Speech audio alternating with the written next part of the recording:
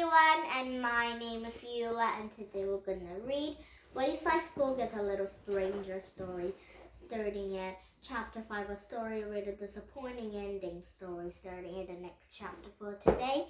Now, ready to read this one book with a lot of stories? Now, here we go. And first, we can read Wayside School Gets a Little Stranger story, starting at chapter 5, a story with a disappointing ending. Paul's father was a security guard at the museum. The museum had a very famous painting. It was painted by Leonardo da Vinci. It was called the Mona Lisa. Next to the painting was a sign, "Do not touch." All day, Paul's father made sure nobody touched the painting. At 9, after the museum closed, Paul's father was alone, just him and Mona Lisa. Then the sign, "Do not touch, do not touch, do not." He was dying to touch it. The heaps of fingers tingled with a disaster. But the story isn't about the Pool's father, it was about the Pool. Pool was a children and Miss Jules' class. He sat behind Liesel. Liesel had two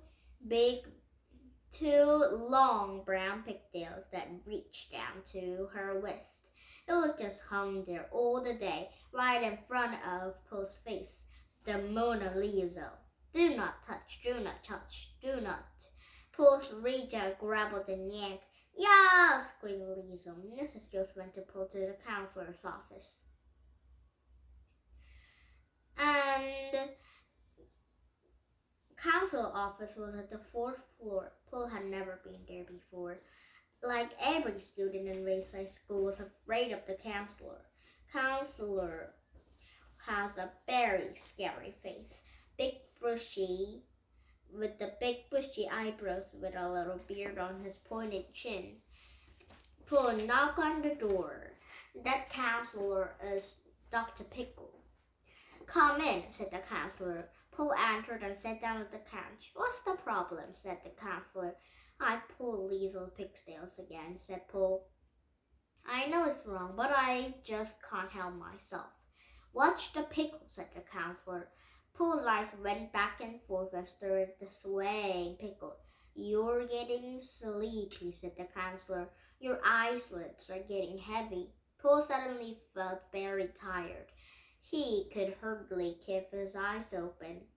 "When I count to 3, said the counselor, "you'll fall into a deep, deep sleep. 1, 2, 3, Paul closed his eyes. It wasn't actually a sleep. He felt like he was living in a dream. But he was a very pleasant dream. He felt happy and safe. "Can you hear me?" said the counselor.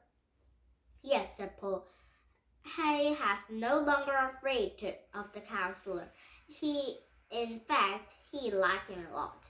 "You will do what I say," said the counselor. "I will do what you say," Paul replied. "I'm going to count to 5.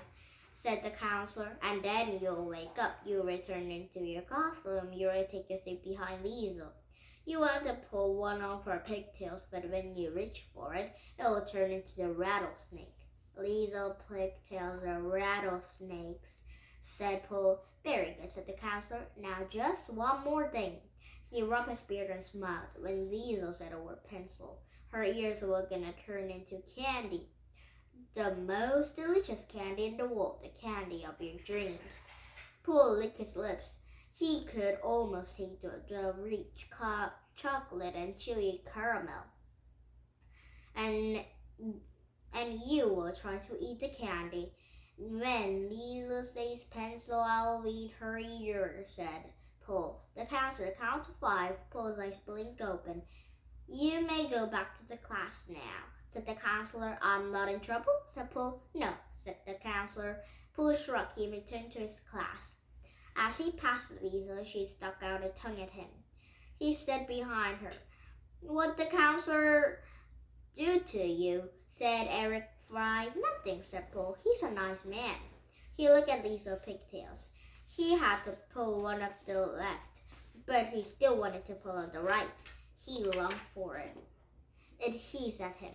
His tail rattled. He screamed and fell laughed over his chair. Everyone laughed. "Paul, are you all right?" said Mrs. Jules. And I coming back up.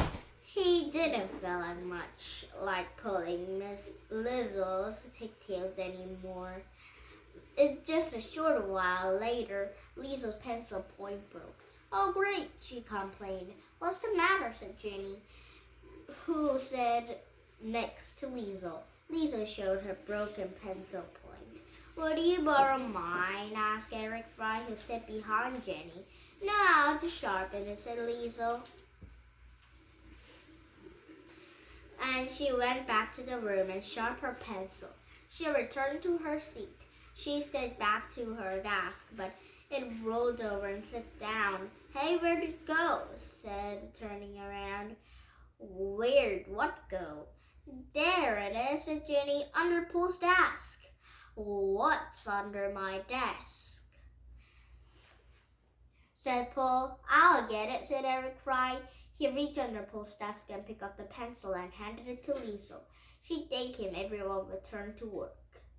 "Oh, that's very nice," because when Lizzle have said the pencil, then Lizzle's ear was gonna turn into the candy, so Paul might be eat it. So maybe let's see when Lizzle says a pencil in Wayside School for tomorrow. So be careful when Pooh have gone to your school, and when your name is Lizzle, then he might be eating your ears. So let's see what we're gonna happen for today in Wayside School for tomorrow. Now please thumbs up my YouTube and have a nice day. Bye bye everyone.